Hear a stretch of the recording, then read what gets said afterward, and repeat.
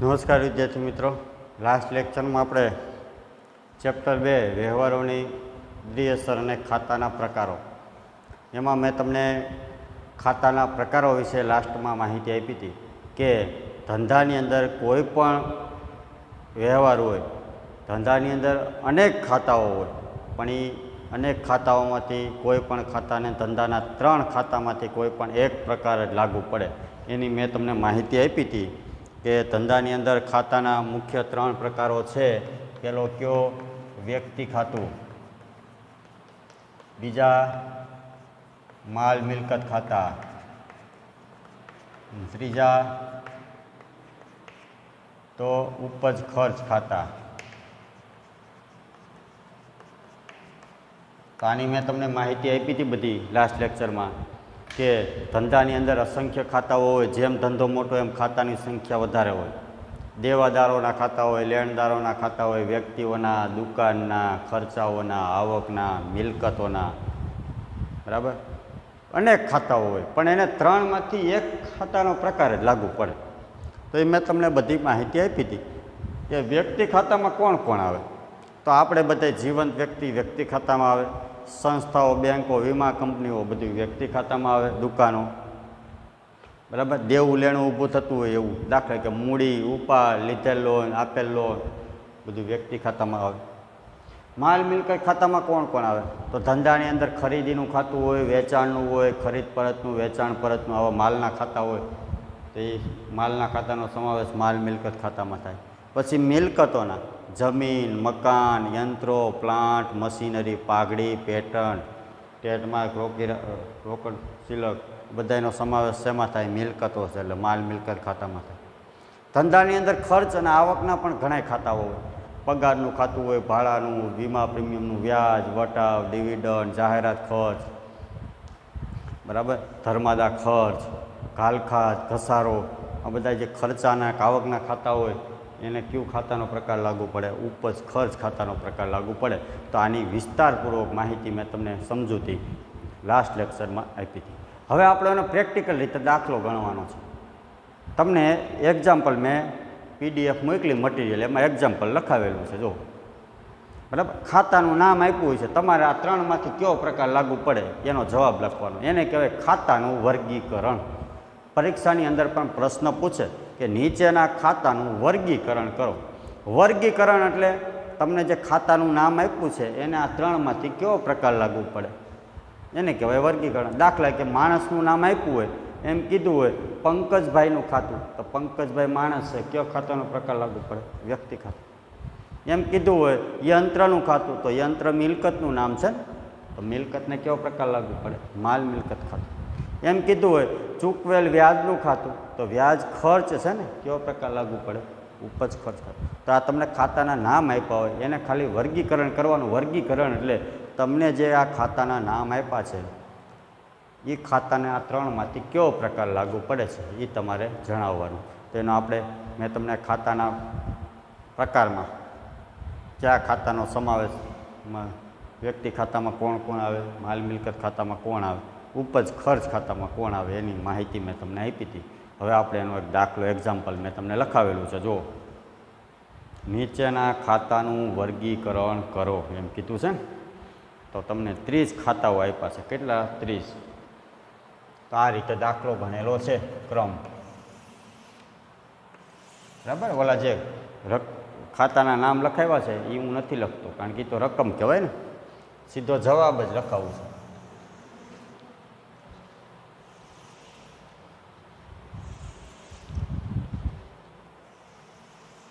ક્રમ,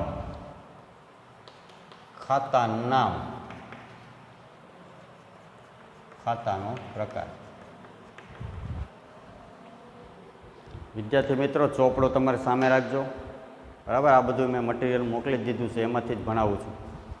અને બીજું એ કે તમને આપણે એક્ઝામ લેવાની છે 17 તારીખથી, બરાબર. એનું ટાઈમ ટેબલ તમને મળી જશે અથવા મળી ગયું છે. તો તમને મેં ટૂંકા પ્રશ્ન વિભાગ A અને Bના આ ચેપ્ટરમાંથી કેવા કેવા ટૂંકા પ્રશ્ન બને એની PDF મોકલી દીધી છે. તો આ ટૂંકા પ્રશ્ન તમારે વાંચવાના ક્યારે? ચેપ્ટર પૂરું થાય ને પછી વાંચવાના હોય. ચેપ્ટર શરૂ થાય પહેલાં વાંચો તો તે ચેપ્ટરની તમને કંઈ માહિતી જ નથી, જવાબ ક્યાંથી આવડે? ચેપ્ટર પૂરું થયા પછી વાંચશો એટલે તમને બધોય ખ્યાલ આવશે. પહેલું ચેપ્ટર પૂરું થઈ ગયું છે તો પહેલાં ચેપ્ટરના પ્રશ્ન વાંચી લેવા પડે. વિકલ્પો અને ટૂંકા પ્રશ્ન જેટલા છે એ તમને PDF મોકલી દીધી છે તો એ વાંચી લેવા. અને પેપર સ્ટાઇલને એ બધું તમને મળી ગયું છે અથવા થોડાક દિવસમાં મોકલી દેશે. આપણે 17 તારીખથી એક્ઝામ છે એટલે આના જે ટૂંકા પ્રશ્ન મેં મોકલાવ્યા છે શોર્ટ ક્વેશ્ચન એ ચેપ્ટર પૂરું થાય પછી વાંચી લેવાનું. આ પહેલું અને બીજું બે ચેપ્ટર આપણે આ જન્માષ્ટમીએ પરીક્ષા લેવાની છે, જન્માષ્ટમી પછી એમાં પહેલું અને બીજું ચેપ્ટર આપણે રાખ્યું છે. બરાબર. ચાલો ખાતાનું વર્ગીકરણ કરો. નીચેના ખાતાનું ચાલો પહેલું જ ખાતું આપ્યું છે, ખાતાનું નામ અને ખાતાનો પ્રકાર. ખાતાનો પ્રકાર એટલે આ ત્રણમાંથી કયો પ્રકાર લાગુ પડે એ જ લખવાનું. ખાતાનો પ્રકાર એટલે આ ત્રણમાંથી કયો પ્રકાર લાગુ પડે. ચાલો પહેલું ખાતું આપ્યું છે મૂડી ખાતું. ચાલો હવે પ્રકાર ત્રણમાંથી કયો લાગુ પડશે તો વ્યક્તિ ખાતું. જો શરૂઆતમાં અમુક ખાતા એવા છે કે એ કન્ફ્યુઝ કરે, બાકી હાવ વહેલું છે. મૂડી ખાતું વ્યક્તિ ખાતામાં આવે. કયો પ્રકાર લાગુ પડે? વ્યક્તિ ખાતાનો પ્રકાર લાગુ પડે. આગળના લેક્ચરમાં તમને ભણાવ્યા ને તો ધંધાની અંદર કોઈ પણ ખાતા હોય એના ત્રણમાંથી એક ખાતામાં સમાવેશ થાય. બરાબર. તો મૂડી ખાતું વ્યક્તિ ખાતામાં શું કામ આવે? આ પ્રકાર લાગુ પડે. મેં તમને વ્યક્તિ ખાતામાં 3 પ્રકારના ખાતા આવે એવું કીધું હતું. જીવંત વ્યક્તિ એટલે આપણે બધા, કૃત્રિમ વ્યક્તિ એટલે દુકાનો, સંસ્થાઓ, વીમા કંપનીઓ, બેંકો. અને ત્રીજું હતું દેવું લેણું ઊભું થાય એવું. તો મૂડી છે ને એ ધંધાનું માલિક પ્રત્યેનું દેવું છે. જો હવે તમે નામું લખતા શીખશો ને તો યાદ રાખજો, તમારી દુકાન એટલે કે ધંધો અને ધંધાનો માલિક બે અલગ અલગ વ્યક્તિ છે. દુકાનના તમે માની લો તમે દુકાન ચલાવો છો તો તમે બે વ્યક્તિ થયા, તમે પોતે અને તમારી દુકાન. દુકાનમાં જીવ નથી, એ હાકો છો તમે, ચલાવો છો તમે, પણ દુકાનને એક વ્યક્તિ તરીકે જોવામાં આવે. એ ચલાવો છો તમે, નફો નુકસાની તમે જ વેચો છો, કે દુકાનમાં જીવ ન હોય, પણ દુકાનને એક વ્યક્તિ તરીકે જોવાનું. તો તમે દુકાનમાં મૂડી રોકાણ કર્યું છે તો દુકાને તમને ગમે ત્યારે રૂપિયા આપવા પડે. તો દુકાન માટેનું દેવું એટલે તમારે ધ્યાન રાખવાનું કે તમે ધંધાના હિસાબો તૈયાર કરો છો, ધંધાના માલિકના નહીં.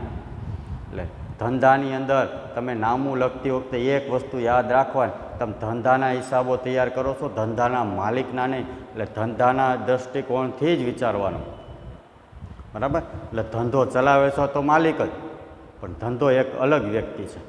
તો ધંધાના માલિકે ધંધામાં મૂડી રોકાણ કર્યું છતાં ધંધાએ ગમે ત્યારે માલિકને રૂપિયા આપવા પડશે કે નહીં, દેવું થયું માલિક પ્રત્યેનું. એટલે મૂડી ખાતું, ઉપાડ ખાતું, વ્યક્તિ ખાતામાં એક જ મુદ્દો કન્ફ્યુઝ કરે એવો છે. વ્યક્તિ ખાતામાં છેલ્લે દેવું લેણું ઊભું થતું હોય નહીં. મૂડી ખાતું, ઉપાડ ખાતું, લીધેલ લોન, આપેલ લોન, ચૂકવવાના બાકી ખર્ચા, અગાઉથી ચૂકવેલ ખર્ચા આ વ્યક્તિ ખાતામાં આવે એટલું યાદ રાખજો. બાકી બધું હેલું છે. હમણાં પગાર આપ્યો હોય તો ખર્ચ કહેવાય, ઉપજ ખર્ચ. જમીન આપી હોય તો મિલકત કહેવાય, માલ મિલકત. બરાબર. બાકી હાવ હેલું છે. એટલે મૂડી ખાતું શેમાં આવશે? વ્યક્તિ ખાતું. ચાલો પછી આપ્યું છે વેચાણ ખાતું. જો રકમ જોતા જાજો. વેચાણ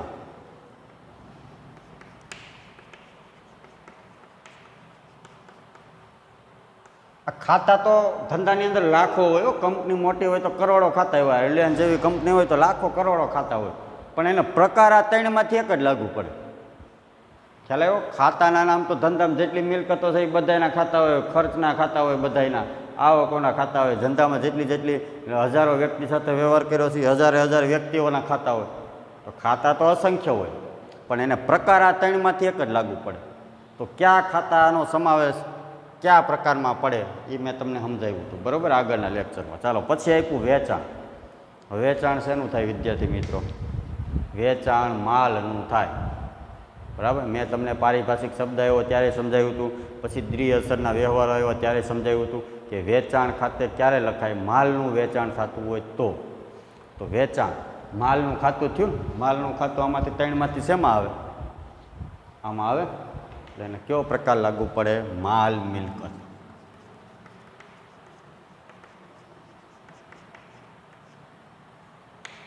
બરાબર. પ્રકારમાં ત્રણમાંથી ગમે એક જ લાગુ પડશે. આ ખાતા ભલે હજારો હોય. બરાબર. તો માલ મિલકતના ખાતામાં ખરીદી, વેચાણ, ખરીદ પરત, વેચાણ પરત, પછી મિલકતોમાં જમીન, મકાન, યંત્ર આ બધાનો સમાવેશ માલ મિલકત ખાતાનો પ્રકાર લાગુ પડે. ચાલો પછી છે યંત્ર.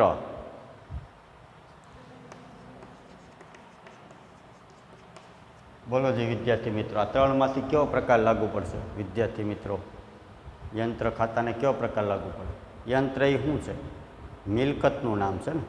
તો ત્રણમાંથી કયો પ્રકાર લાગુ પડે? માલ મિલકત. બરાબર. જમીન, મકાન, યંત્ર, પ્લાન્ટ, મશીનરી, પાઘડી, પેટર્ન બધી મિલકતો છે. મિલકતોને પણ કયો પ્રકાર લાગુ પડે? માલ મિલકત ખાતાનો પ્રકાર લાગુ. ચાલો પછી છે ભાડા ખાતું.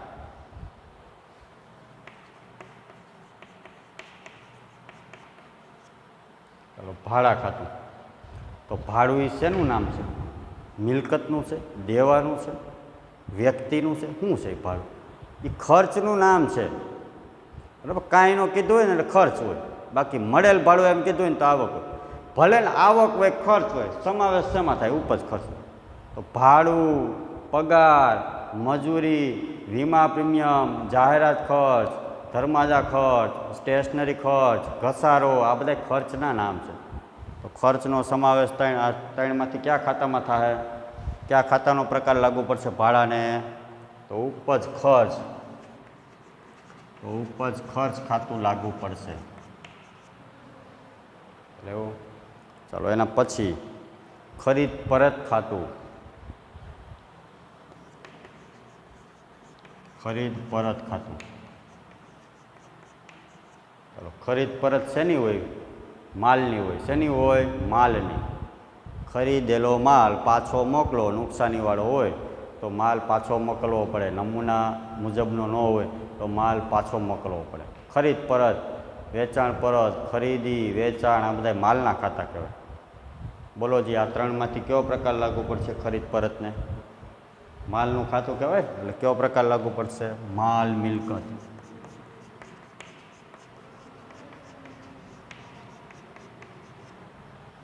ચાલો એના પછી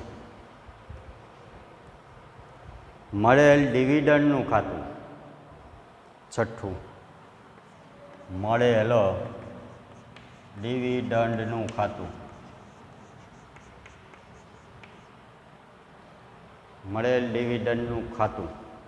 મળેલ ડિવિડન્ડ. ડિવિડન્ડ શેનું નામ છે? આવકનું નામ છે ને. તો આવક શેમાં આવે? કયો પ્રકાર લાગુ પડશે આમાંથી ત્રણમાંથી? ઉપજ એટલે આવક. ઉપજ હોય, આવક હોય, ખર્ચ હોય. જો આ ભાડું હતું તો ખર્ચ હોય, આવક હોય, અને પ્રકાર કયો લાગુ પડે? ઉપજ ખર્ચ ખાતું.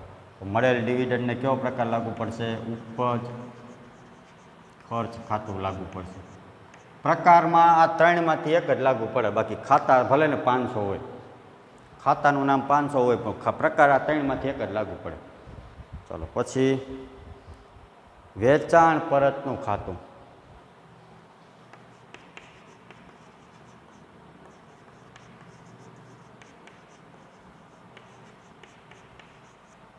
ચાલો વેચાણ પરતનું ખાતું.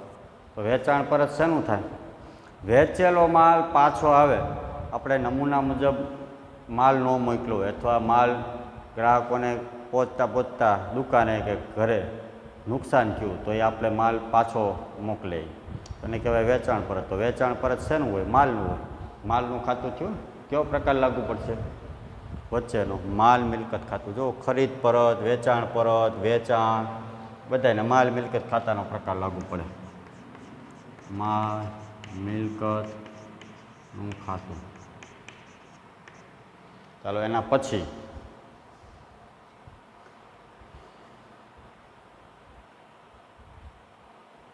સોરી 7મું હંસાબેનનું ખાતું હતું.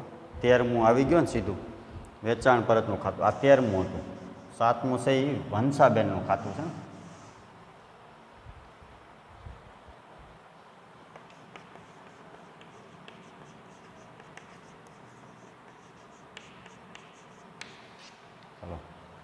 ચાલો હંસાબેન એ કોણ છે? તો બેન છે. બરાબર, બેન જ છે, પણ માણસ છે ને. ત્રણમાંથી કયું ખાતું લાગુ પડે? મેં તમને કીધું હતું વ્યક્તિ ખાતામાં. હંસાબેન જીવંત વ્યક્તિ છે. બરાબર, જીવંત વ્યક્તિ હોય, દુકાન કૃત્રિમ વ્યક્તિ હોય. બધાનો સમાવેશ શેમાં થાય? વ્યક્તિ ખાતામાં થાય. હંસાબેન વ્યક્તિ ખાતામાં આવે ને. ચાલો એના પછી વીમા પ્રીમિયમનું ખાતું.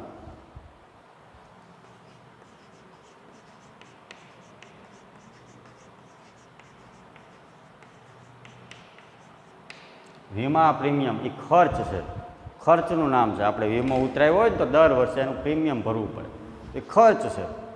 ખર્ચને આમાંથી ત્રણમાંથી કયો પ્રકાર લાગુ પડે? ઉપજ ખર્ચ. તો ઉપજ ખર્ચનું ખાતું લાગુ પડે, ઉપજ ખર્ચનું ખાતું. ચાલો એના પછી છે કાપડિયા બીએડ કોલેજનું ખાતું.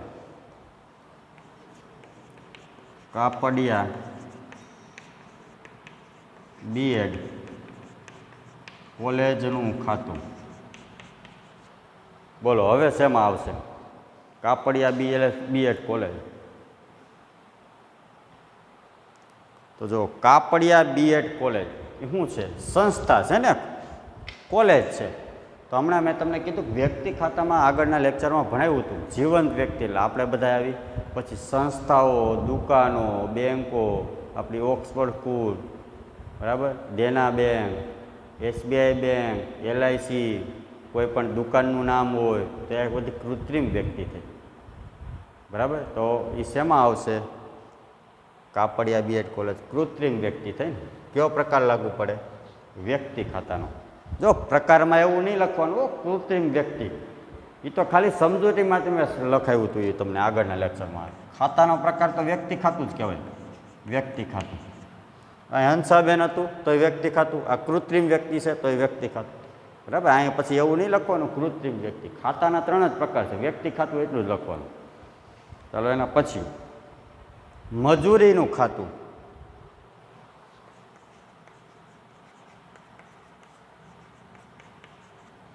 વિદ્યાર્થી મિત્રો, મજૂરી શું છે? તો ખર્ચનું નામ છે. તો ખર્ચનો સમાવેશ ત્રણમાંથી કયા પ્રકાર લાગુ પડશે? તો મજૂરીને લાગુ પડશે ઉપજ ખર્ચ ખાતું. કયું? ઉપજ ખર્ચ ખાતું. હવે હું લખતો નથી, ડાયરેક્ટ તમને સમજાવતો જાઉં છું, બરાબર. 10મું 11માંથી હું તમને સમજાવું છું બધું. ચાલો 11મું છે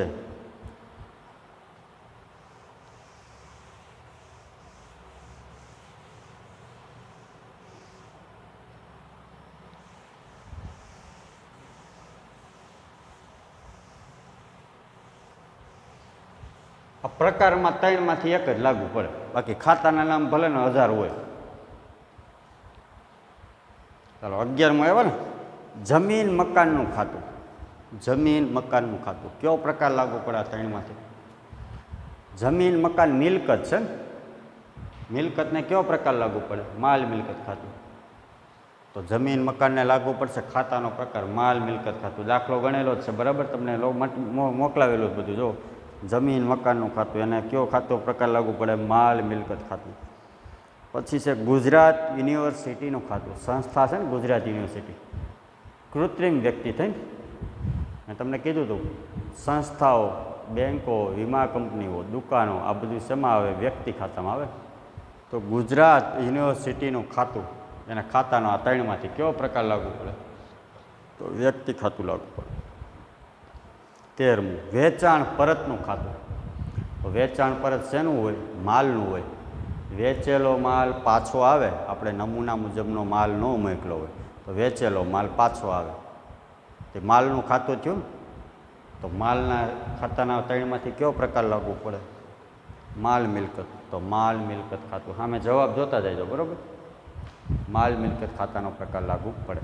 ખરીદી, વેચાણ, ખરીદ પરત, વેચાણ પરત, અને માલ મિલકત ખાતાનો પ્રકાર લાગુ. ચાલો 14મું છે ઘસારા ખાતું.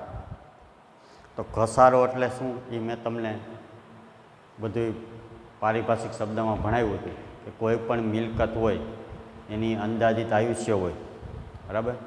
તો એ મિલકતની દર વર્ષે કિંમત ઘટતી જાય, ક્રમશઃ કિંમત ઘટે, એને કહેવાય ઘસારો.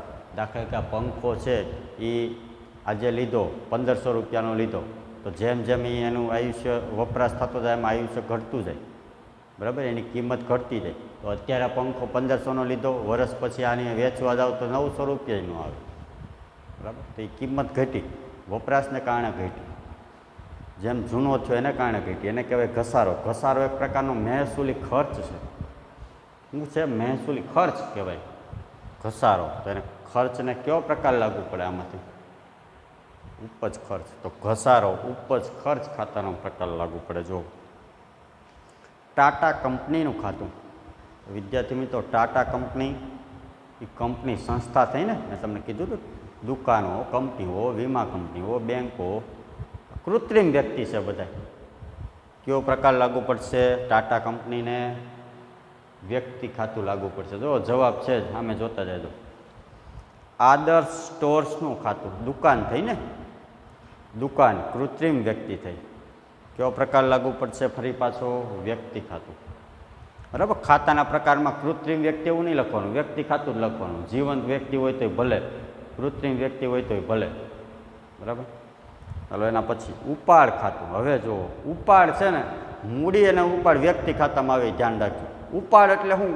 તેનો પારિભાષિક શબ્દ પહેલા ચેપ્ટરમાં આવ્યો હતો, મેં તમને સમજાવ્યો કે ધંધાનો માલિક ધંધામાંથી પોતાના અંગત ઉપયોગ માટે માલ, મિલકત કે રોકડ ધંધામાંથી લઈ જાય તો એ ઉપાડ કર્યો કહેવાય. તો ધંધાનો માલિક ધંધામાંથી રૂપિયા લઈ ગયો તો ધંધો એની પાસે રૂપિયા માગશે ને. ધંધામાં જીવ નથી, હમણાં જ મેં કીધું, માલિક પોતે જ ધંધો ચલાવે છે. પણ આપણે ધંધાના દ્રષ્ટિકોણથી વિચારવાનું, કારણ કે આપણે ધંધાના હિસાબ તૈયાર કરી છીએ, માલિકના નહીં. તો તમે કોઈને રૂપિયા આપ્યા હોય તો તમે એની પાસે માગો કે નહીં, ભાઈ મેં તને રૂપિયા આપ્યા હતા ઉછીને લાય. આપણે જીવંત વ્યક્તિ છીએ, પણ આ તો ધંધો છે, એ કૃત્રિમ વ્યક્તિ ચલાવે ભલે માણસ. તો ધંધાએ ધંધાના માલિકને ઉપાડ આપ્યો છે. તો માલિક પ્રત્યેનું લેણું માલિક પાસેથી લેવાના થયા ને, ધંધાએ લેણું ઊભું થયું. હમણાં મેં તમને કીધું વ્યક્તિ ખાતામાં 3 પ્રકારના ખાતા આવે. જીવંત એટલે આપણે બધા, કૃત્રિમ એટલે દુકાનો, બેંકો, સંસ્થાઓ, અને ત્રીજું દેવું લેણું ઊભું થતું હોય. તો ઉપાડ, ધંધાનો માલિક ધંધામાંથી રૂપિયા ઉપાડી ગયો છે તો ધંધો એની પાસેથી રૂપિયા ગમે ત્યારે માગે. લેણું ઊભું થયું તો લેણું છે એ શેમાં આવે? વ્યક્તિ ખાતામાં આવશે. જો વ્યક્તિ ખાતું, ખ્યાલ આવ્યો વિદ્યાર્થી મિત્રો? આ એક જ વસ્તુ એવી છે ને, દેવું લેણું ઊભું થાય, એ જે કન્ફ્યુઝ કરે એવું, બાકી હા વહેલું છે. મૂડી, ઉપાડ, લીધેલી લોન, આપેલી લોન, ચૂકવવાના બાકી ખર્ચા, અગાઉથી ચૂકવેલ ખર્ચા, મળવાની બાકી આવક, અગાઉથી મળેલ આવક, આનો સમાવેશ હંમેશા વ્યક્તિ ખાતામાં થાય, યાદ રાખજો. હમણાં તમને જો અહીંયા હમણાં આવ્યું હતું આવ્યું હતું ભાડું ખાતું. ભાડું ખાતું ઉપજ ખર્ચમાં આવ્યું, પણ એમ કીધું હોય ચૂકવવાનું બાકી ભાડું, ચૂકવવાનું બાકી છે હજી ભાડું, એમ કીધું હોય તો પાછું વ્યક્તિ ખાતામાં આવે. પગાર ખાતું એમ કીધું હોય તો પગાર ખર્ચ છે, ઉપજ ખર્ચ ખાતું લાગવું પડે. પણ એમ કીધું હોય ચૂકવવાનો બાકી પગાર, તો એ દેવું થયું ને, તો વ્યક્તિ ખાતામાં આવે. એ રીતે આવકમાં કમિશન આપ્યું હોય, મળેલ કમિશન, તો એ ઉપજ ખર્ચમાં આવે. પણ મળવાનું બાકી કમિશન હજી મળ્યું નથી, મળવાનું બાકી, તો એ વ્યક્તિ ખાતામાં આવે. ખ્યાલ આવ્યો વિદ્યાર્થી મિત્રો? દેવું લેણું ઊભું થાય એવા ખાતા વ્યક્તિ ખાતામાં આવે. ચાલો એના પછી ઘાલખાદ. ઘાલખાદી શું છે? નુકસાન છે ને. એનો પારિભાષિક શબ્દ પણ આગળના ચેપ્ટરમાં આવ્યો હતો, પહેલા ચેપ્ટરમાં. ઘાલખાદ એટલે કોઈ વ્યક્તિ પાસે આપણે રૂપિયા માગીએ છીએ, રૂપિયા હવે ક્યારેય મળે એમ ન હોય, તેને શું કહેવાય? ઘાલખાદ. નુકસાન થયું ને.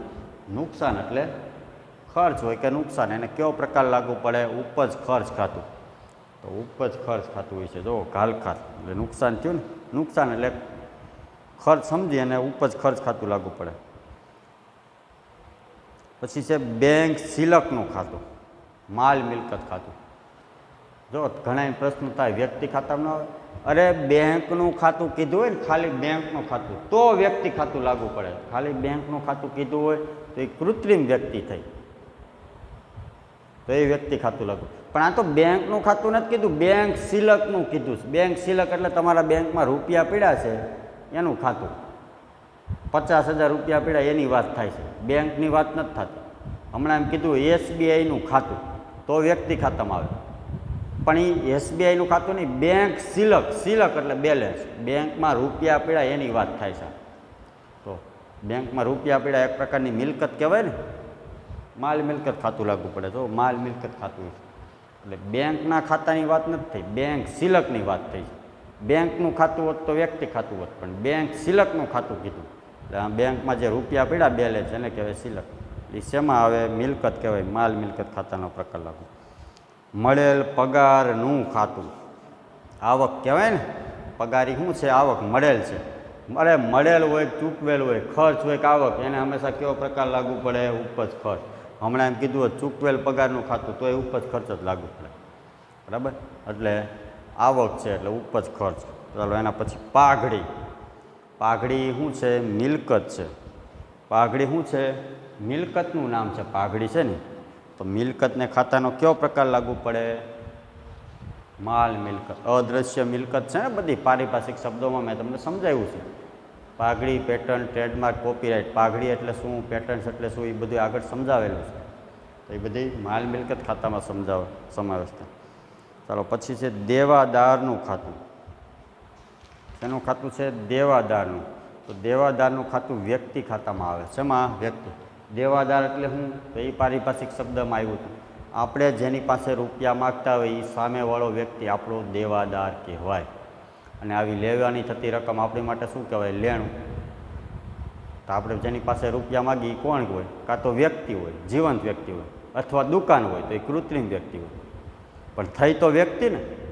કોઈ માણસ પાસે માગતા હોય તો જીવંત વ્યક્તિ, કોઈ દુકાનમાં પાસે રૂપિયા માગતા હોય તો એ દુકાન થઈ, કૃત્રિમ વ્યક્તિ. તો આપણે જેની પાસે રૂપિયા માગતા હોય એ દેવાદાર કહેવાય. આપણે જેની પાસે રૂપિયા માગીને એ આપણો દેવાદાર કહેવાય. વ્યક્તિ અથવા કૃત્રિમ વ્યક્તિ હોય તો એનો સમાવેશ શેમાં થાય? વ્યક્તિ ખાતામાં. જુઓ વ્યક્તિ ખાતામાં છે.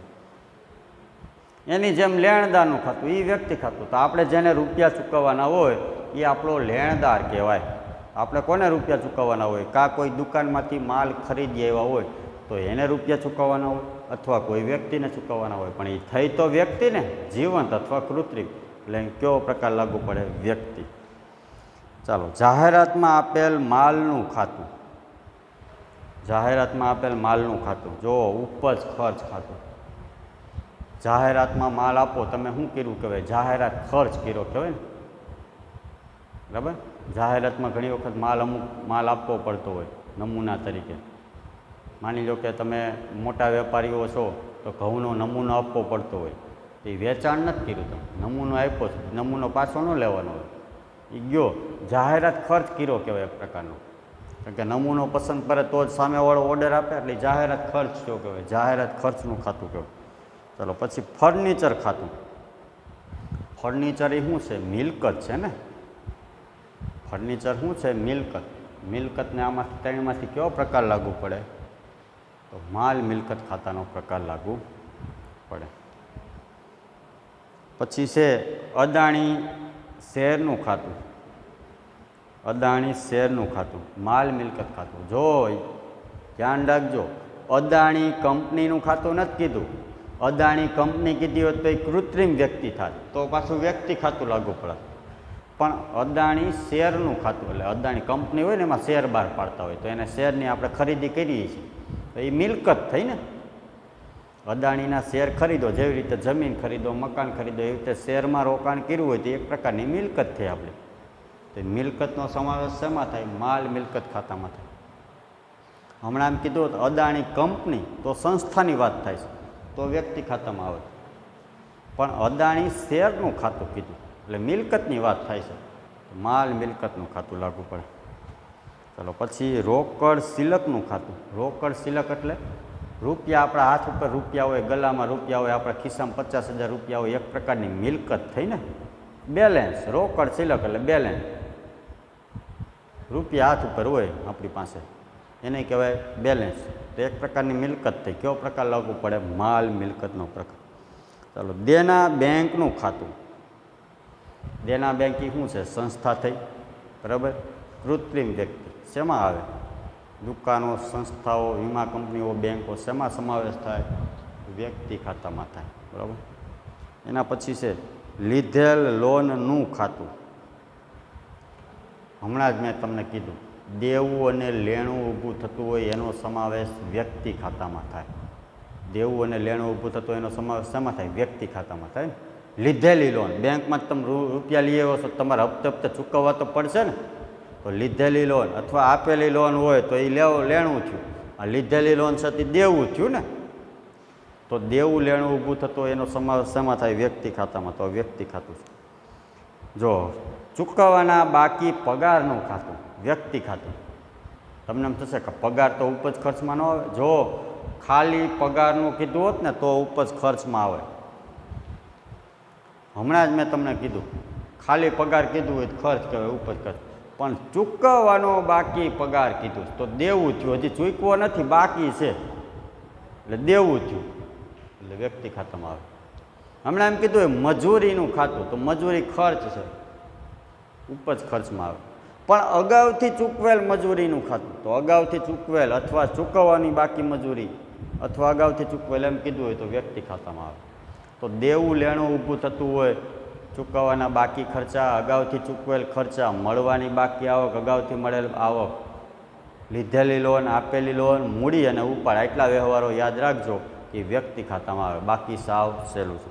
તો વિદ્યાર્થી મિત્રો, આ મેં તમને ખાતાના પ્રકાર કેટલા 3 પ્રકાર હોય. ધંધાની અંદર કોઈ પણ ખાતા, અસંખ્ય ખાતાઓ હોય તો એને 3માંથી કોઈ પણ એક પ્રકાર જ લાગુ પડે. તો આ ખાતા વિશેની માહિતી મેં તમને આગળના લેક્ચરમાં આપી હતી, લાસ્ટ લેક્ચરમાં. અને પ્રેક્ટિકલી રીતે આપણે ખાતાનું વર્ગીકરણ કરતો આ દાખલો એક આપણે શીખા. તો પરીક્ષાની અંદર પણ તમને આવા ખાતાના નામ આપ્યા હોય, પગારનું ખાતું, મનીષભાઈનું ખાતું, દેના બેંકનું ખાતું, રિલાયન્સ કંપનીનું ખાતું, ખરીદ પરતનું ખાતું, આવા ખાતાના નામ આપ્યા હોય અને ઉપર હેડિંગ આપ્યું હોય ખાતાનું વર્ગીકરણ કરો. વર્ગીકરણ એટલે તમને જે ખાતાના નામ આપ્યા છે અને આ 3માંથી કયો પ્રકાર લાગુ પડે છે, એવી રીતે આપણે આ રીતે દાખલો ગણવાનો. આવી રીતે આજે ગણ્યો ને એવી રીતે, બરાબર. તો આવી રીતે પણ પરીક્ષામાં દાખલો પૂછે. તો આ ખાતાના પ્રકાર, વ્યક્તિ ખાતામાં કોણ કોણ આવે, માલ મિલકત ખાતામાં કયા કયા ખાતા આવે, ઉપજ ખર્ચ ખાતામાં કોણ કોણ કયા કયા ખાતા આવે, એનો અભ્યાસ આપણે લાસ્ટ લેક્ચરમાં કર્યો હતો. પછી એનો પ્રેક્ટિકલી રીતે આપણે એક દાખલો ગણ્યો, બરાબર. હવે આના આધારે આપણે ખાતાના નિયમો ભણીને હવે ઉધાર જમા કરવાનું થશે. તો આ ખાતાના વર્ગીકરણનો આપણે દાખલો કર્યો. હવે વિદ્યાર્થી મિત્રો, ટેક્સ્ટ બુકની અંદર ઉદાહરણ તમને કહું છું. ઉદાહરણમાં 33 પેજ ઉપર ચોથું અને 5મું ઉદાહરણ છે એ જાતે કરી લેજો, લખવાનું નથી ક્યાંય, ખાલી વાંચી લેજો. આ ખાતાના વર્ગીકરણનું ઉદાહરણ છે, બરાબર. ચોથું અને 5મું ઉદાહરણ છે, પેજ નંબર 33. એ ખાલી વાંચી લેવાનું છે. આજે આપણે દાખલો ગણ્યો ને હમણાં, એવી રીતે જ છે. ખાતાનું નામ અને ખાતાનો પ્રકાર. સમજૂતી વાંચવાની જરૂર નથી, જરૂર પડે તો વાંચો, નકર કાંઈ. બાકી ખાતાનું નામ, ખાતાનો આ 3માંથી કેવો પ્રકાર લાગુ પડે એનો દાખલો આપ્યો છે. ઉદાહરણ 4થું અને ઉદાહરણ 5મું ખાલી વાંચવાનું છે, ક્યાંય લખવાનું નથી. ખ્યાલ આવ્યો? તો હવે આના પછીના લેક્ચરમાં 3 ખાતાનો કયો નિયમ છે એ નિયમો વિશે આપણે અભ્યાસ કરીશું. ધન્યવાદ.